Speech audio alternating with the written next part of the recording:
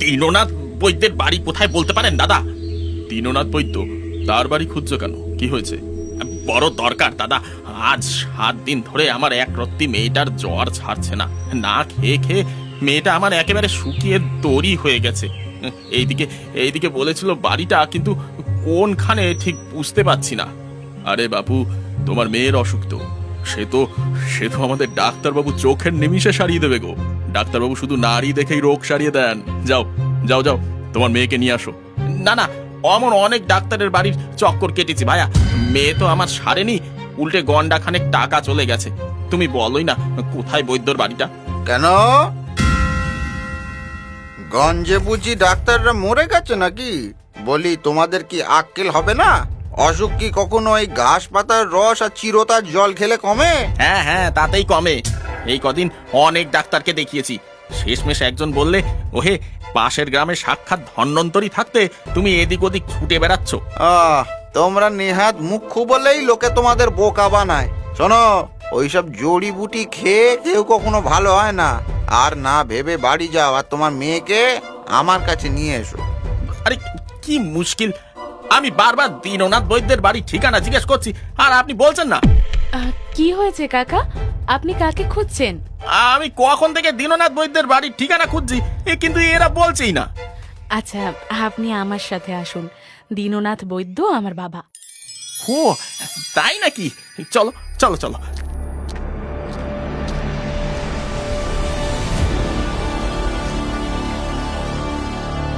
অবস্থাটা দেখলেন ডাক্তারবাবু? এতদিন তো যাই হোক করে 2-1টা রুগী আসতো, এখন তো দেখছি সেটাও যেতে বসেছে। ধন্বন্তরী লোকজন ওই মামুলি 2 পয়সার বৈদ্যটাকে ভগবান বানিয়ে রেখে দিয়েছে। লোককে কি দোষ দেবেন ডাক্তারবাবু? ব্যাটা নিজে কি কম চালাক?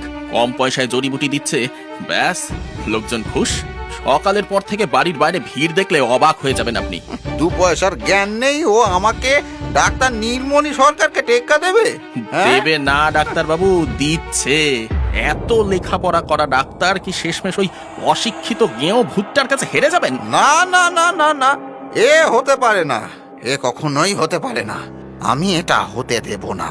ওকে কম গুরুত্ব দিয়ে আমি অনেক বড় ভুল করে ফেলেছি, কিন্তু আর নয়, এবার একটা হেস্তনেস্ত করতেই হবে। কি করবেন ডাক্তারবাবু?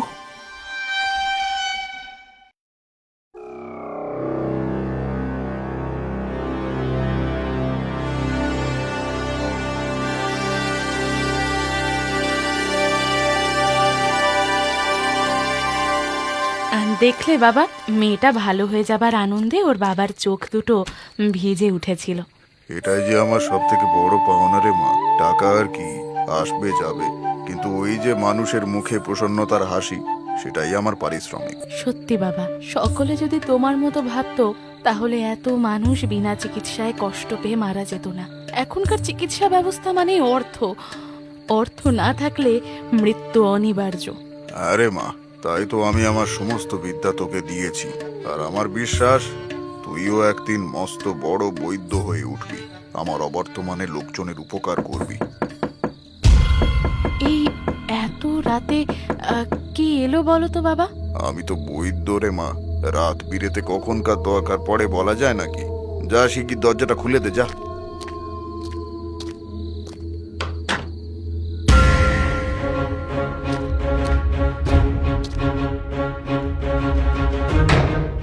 কে তোমরা? তোমরা কে? আমরা আমরা তোর জম, তোর সাক্ষাৎ মৃত্যু আমরা। বাবা সাবধান, ওদের হাতে ছুরি আছে। ছুরি না রে, এটাই সেই মোক্ষম জিনিস যেটা দিয়ে তোর বাবাকে পরলোকে পাঠাবো। ছেড়ে দাও, ছেড়ে দাও, আমার বাবাকে ছেড়ে দাও।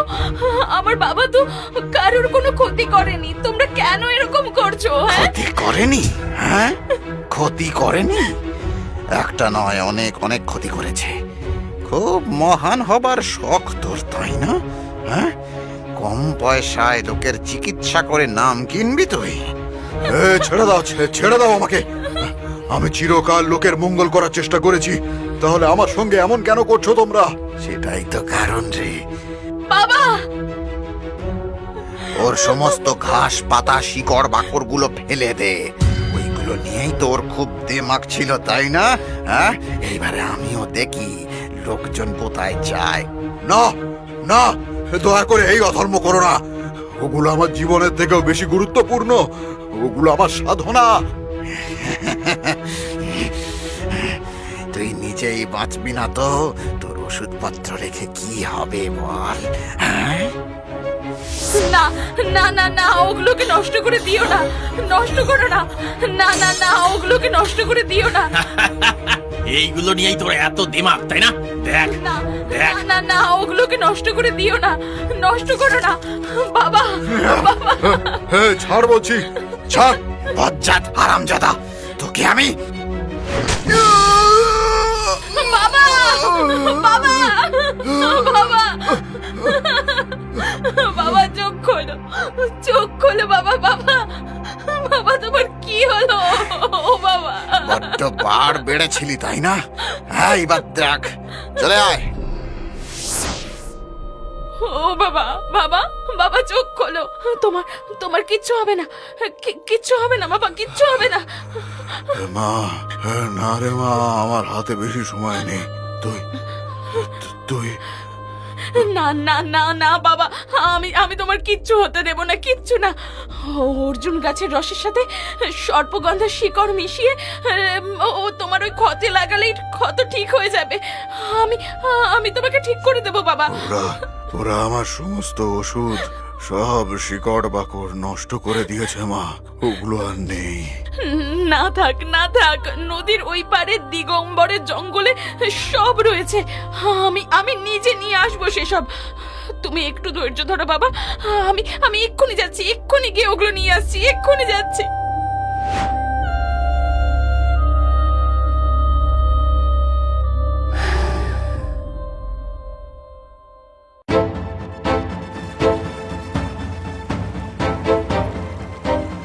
নৌকা নেই তো কি হয়েছে, আমার হাত আর পা তো রয়েছে।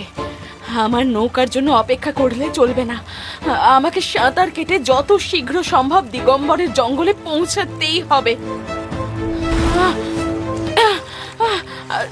চলে কি ঢেউ, আমার হাত পা অবশ হয়ে আসছে। কিন্তু না, আমাকে হার মানলে চলবে না। ভগবান, এই তো অর্জুন গাছ। এই গাছের রস দিয়েই আমি আমার বাবার ঔষধি তৈরি করব। তাড়াতাড়ি তাড়াতাড়ি এটা নিয়ে নি।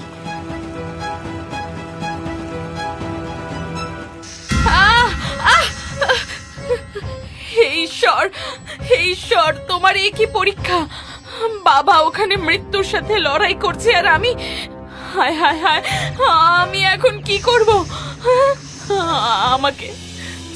আমাকে ক্ষমা করে দিও বাবা। আমি পারলাম না, তোমার জন্য ঔষধি নিয়ে আসতে আমি পারলাম না। এটা কি করে হলো? এখানে তো কেউ নেই, তাহলে সাপটাকে কে ফেলে দিল?